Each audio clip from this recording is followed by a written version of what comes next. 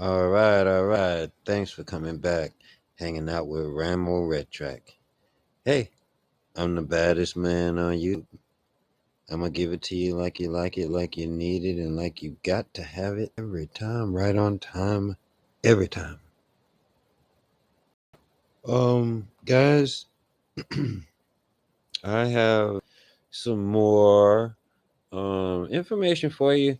I wouldn't say this is so much wisdom, but just good information for you, just to get your intellect up. And I'm gonna step out the way. On my wisdom videos, I accept donations because I do have to research these things, and I try and get good nuggets for you that you would not otherwise have heard. So, always hit me up on my Cash App. Cash App is down in the description box below. Click on that, you'll see my Cash App there. And then just hit your boy up with your $2 donation. And hey, man, gotta support the channel. You know what I mean? So, I'm gonna go ahead and step on out the way, and you guys can enjoy yourselves. The word principles, let's define it. Principle comes from the Latin principia. Principia means first, foremost, leading, chief, or most necessary. It is that which matters most. It is the first things that must be understood before anything else can be understood. Principles have to come first. I'm attempting to take this information out of hiding. It's been hidden. The hiding of it is destroying the fabric of our society and putting us into bondage. It needs to come out and be non-hidden. It needs to be unveiled and shared widely and freely with anybody who's capable of accepting it and comprehending it now. It does not put principles first. It puts trivialities first. And we're no longer a society that even... So first things first. First things or principles have to come first. These are the 7 general principles of natural law. Many people who have studied some variants of occultism may recognize these as what are known as the Hermetic principles. There is a moral obligation to bring this information to the public now.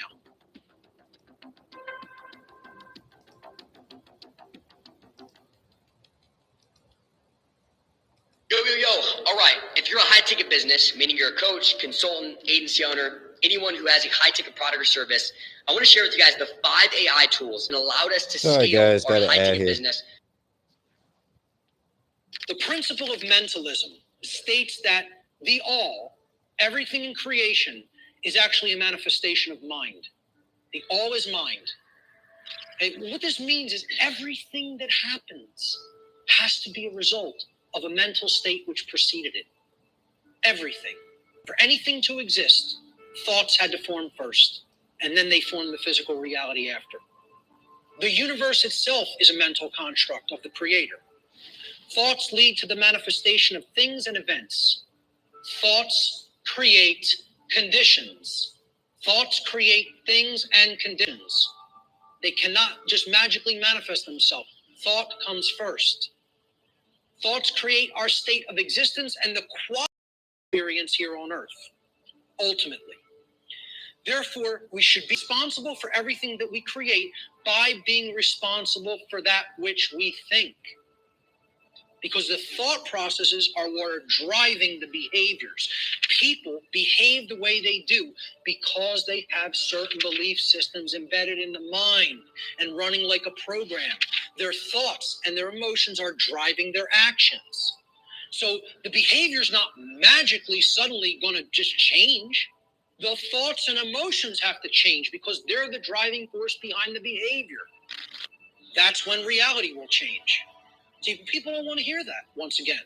They don't want to hear. If you want to change reality, you yourself have to change the way you think, because the way you think is not conducive to the requirements for getting what you say you want. They're doing the exact opposite of that in many cases. So that's the principle of mentalism. The principle of correspondence. That which is similar or like to that which is below. So what this means is that which is below, and that which is below is like to that which is above. It's a mirror. Okay, the above is like the below is like the above. All right, the above in this case is the macrocosm. Okay, the laws of the very large things. Okay, the laws that govern the creation, which we consider is seemingly outside of ourselves. So the macrocosm, or the very large, the totality of everything, and the microcosm, which is the very small, or the individuated units that comprise the whole in their aggregate, okay? They are reflections of each other, not be separated from each other. As one goes, the other goes. The universe is actually a holographic system. It's a hologram is an image, okay? You pass a laser through it, and it then projects a 3D image, okay? It's like a flat image, and it projects a three-dimensional image. But the aspect, why they call it a holo, like holistic, hologram, holistic image, is if you break a hologram into multiple components by cutting it. So if I take a hologram and I cut it in 4 pieces, you don't have a quarter of the image on one part of the hologram and a quarter on the other and a quarter on the third and a quarter on the fourth. You have 4 whole images that only lose their resolution by a quarter. So everything is contained in all the smaller parts, okay? That's like the reality that we're living in. Our universe is a holographic one. So the universe is inside the individual. And the entire universe is like an individual. They're reflections of each other. The other part of the principle of correspondence is that our reality is also fractal in nature. Now, if you studied fractals, these are self-similar mathematical generated patterns, okay? We see this through things like Fibonacci sequence in mathematics, and this is repeated endlessly.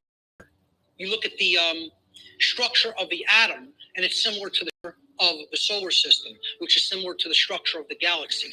They work the same way. They look the same. You pull back enough, you'll keep seeing the same pattern repeat.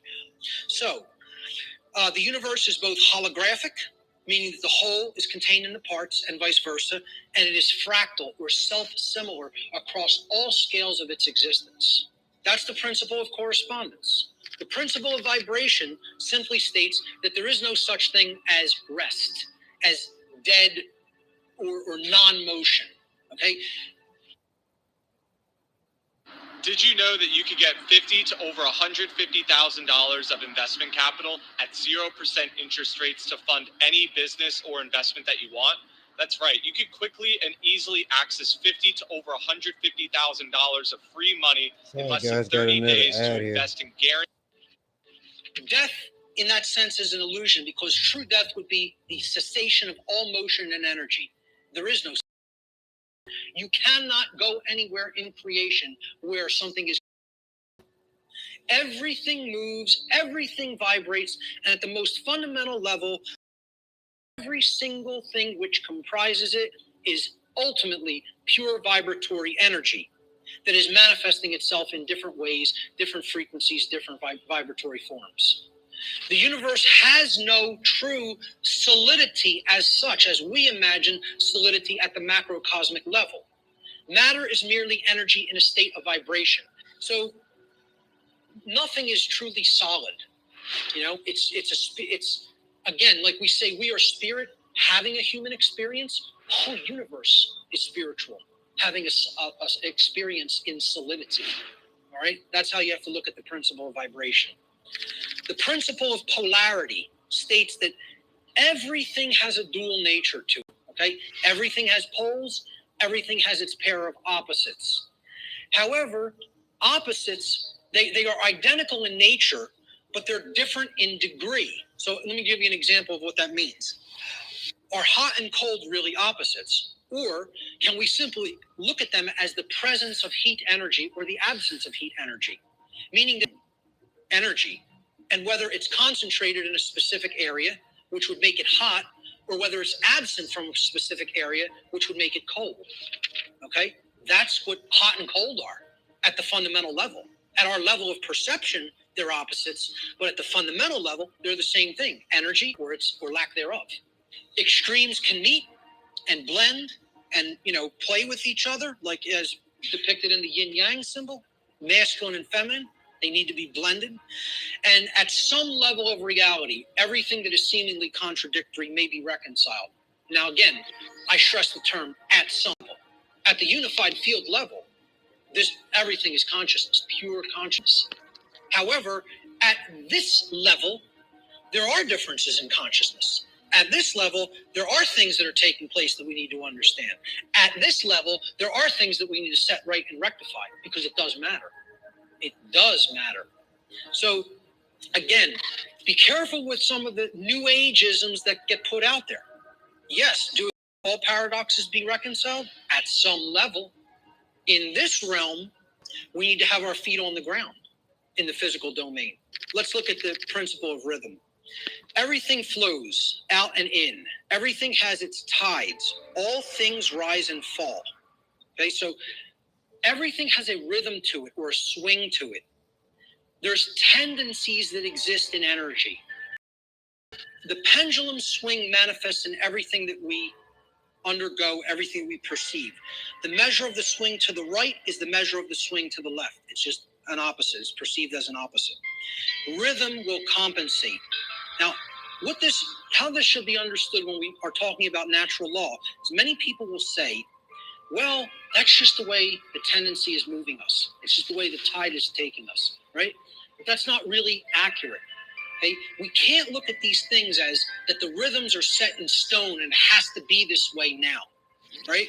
One of the things that a lot of the Hermetic tradition taught regarding these laws, these principles, were they can be overcome by higher levels of consciousness. Okay?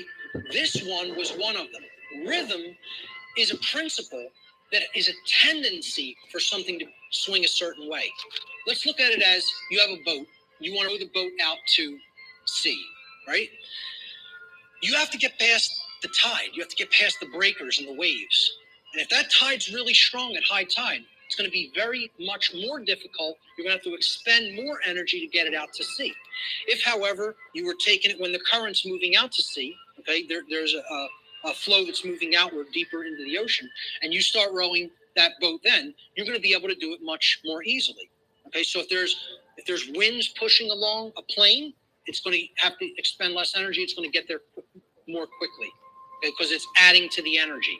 If, however, you're flying against the wind, you got to expend a lot more energy. It's just a tendency. You can still get to where you want to go. You may just have to exert more effort. So that's the principle of rhythm. This is the principle here in natural law that most fits in with how I'm using the term natural law today, cause and effect. Many people, again, in the New Age community, don't want to believe that there's causes and effects, and that effects are driven by causes that, come first and then manifest conditions. So the principle of cause and effect simply states that every cause has its effect and every effect has its cause. Every single thing that occurs happens according to law. All right. Chance is a name for law, a law not recognized. There are many planes of causation, but nothing escapes the law. So again, is there free will? Yes, there is free will. But is there free will to ignore law without consequence? No, there is not. That's the limit of free will. Free will is operating within boundary conditions that I'm referring to as natural law. It's a series of laws, actually. Okay? Free will operates within these parameters or boundary conditions that cannot be exceeded or gone beyond without consequence. Oh, yeah, you can break the law. Yes, you can break it, but you cannot break it without consequence. You cannot break it without consequence, negative consequence. And that's why this body of knowledge has in the past been referred to as consequentialism. It is the knowledge of how consequences are generated by our free will decision-making processes within the boundaries of natural law. Will the effect happen Immediately? No, it will not happen immediately. There is a time lag. You set the cause into motion. The universe is going to intelligently bring to you, through a rearrangement of all the dynamics that it needs to rearrange, the effect of what you've generated by setting that cause into motion. And there is a time gap between the cause going into place and the effect coming around and hitting you. This is why the pattern recognition of cause and effect is more difficult, because it is separated by a time lag, by what we perceive as linear time. Now, if you did a wrong to somebody and immediately you were stung by a wasp, every single time you did a wrong to somebody, it showed up and bit you immediately within 2 seconds of you hurting somebody, stealing from somebody, lying to somebody, etc. Would you start to connect the stinging to the wrong that you did? I think most people would see the pattern. They would recognize the pattern. But since that doesn't happen, and there's a time lag to experiencing something harmful to ourselves once we do something harmful to other people, it's very difficult for people to see the connection through the time lag. So this is ultimately going to come back and bite us, and what we set into motion is going to actually topple over onto us if we don't change our thoughts, emotions, and behaviors. The next thing that needs to be understood is the two planes. All right, there's the plane of effects, and then there's the plane of causes. No power to affect any change lies on the plane of effects, which is the physical manifested reality. Again, what already is, nothing can be done about. What already is, you cannot change. You cannot change the past. You can change what it is starting now and make sure that it gets changed in the future. But now, what is the truth, and all you can do is accept that or reject it. You can't change the past. So the physical world that is manifested up to this point happened because of things that occurred in the past. The causes happened in the past, already occurred, have already taken shape, have already formed, due to their underlying causal factors. The plane of effects constitutes that which has already occurred. As such, no power to affect change lies here, because that which has already occurred cannot unoccur. That which has occurred can't undo itself. It happened, it's already done. It has become that which is, or truth. Human consciousness seems to be trapped upon the plane of effects, meaning that humanity as a whole remains ignorant of the underlying causes which they themselves have set into motion and which lead to self-inflicted suffering in their lives. So if you're trapped at this level, what you're doing is you're looking at the symptoms, and you're stuck looking at the symptoms. So let's look at the plane of causality. This is the other plane. This is the mental realm, the mental world.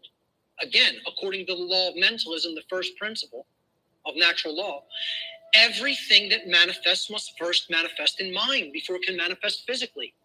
So again, if the plane of causality is the mental world that's generating the causes in mind, okay, everything is happening there first, and then it is trickling down to the physical domain.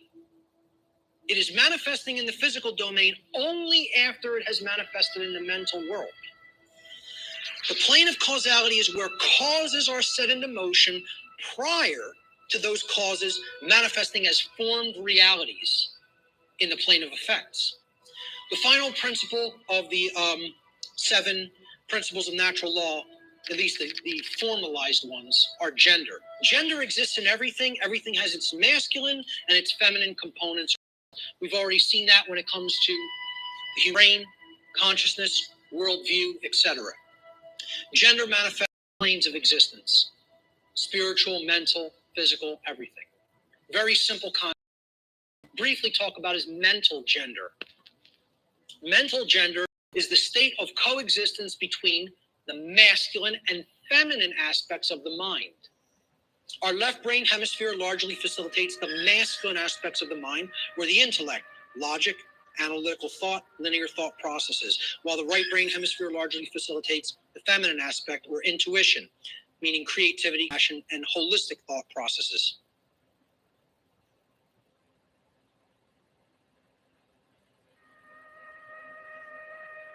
All right, guys, thanks for coming back. I hope you enjoyed that.